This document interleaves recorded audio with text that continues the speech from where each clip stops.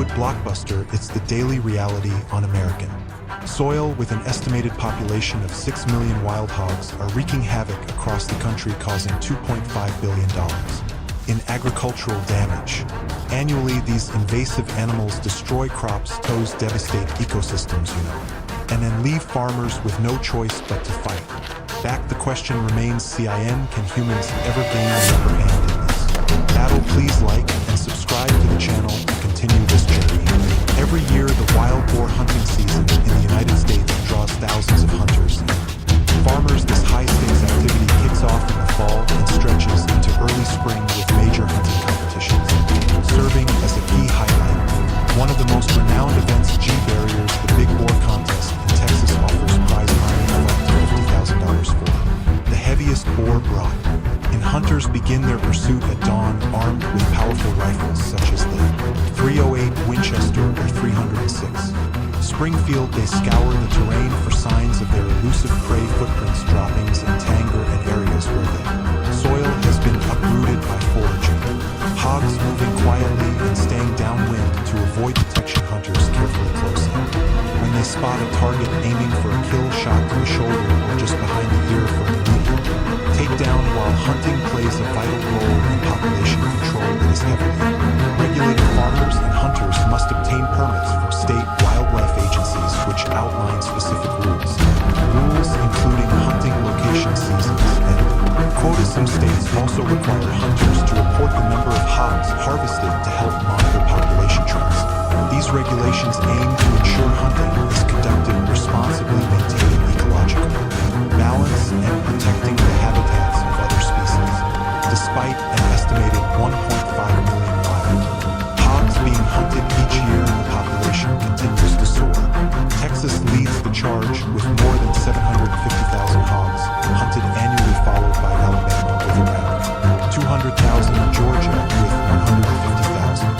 However, these numbers are still insufficient to curb the rapid growth of wild hog populations, which have exploded from 2 million in the year 2000 to over 6 million today. After a successful hunt, the carcasses are often processed into food or donated to local charity. States frequently require hunters to report their kills as part of a broader effort to monitor and manage wild hog populations.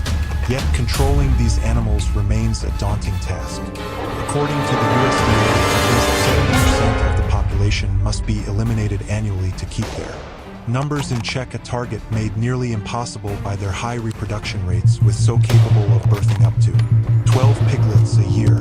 The ethical debate surrounding wild hog hunting continues to stir controversy. Animal rights activists decry the practice as inhumane, particularly the use of firearms and hunting dogs. They advocate for alternative, less violent methods of population control. On the other hand, farmers and ecologists argue that hunting is a necessary response to protect agriculture and preserve native ecosystems.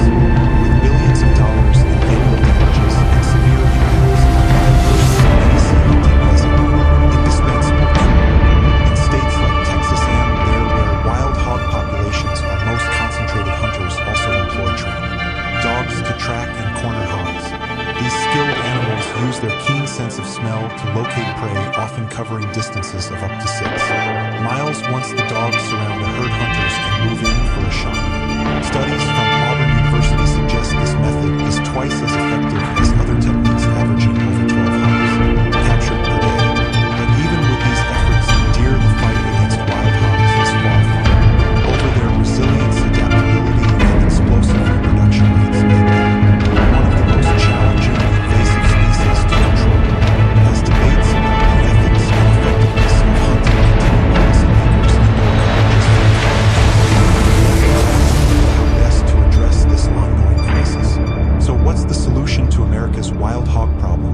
While the government has loosened restrictions in many areas here, allowing hunters to play a larger role, the battle is far from one. Do you have ideas for tackling this invasive species? Share your thoughts in the comments below, and don't forget to subscribe for more insights into wildlife and nature.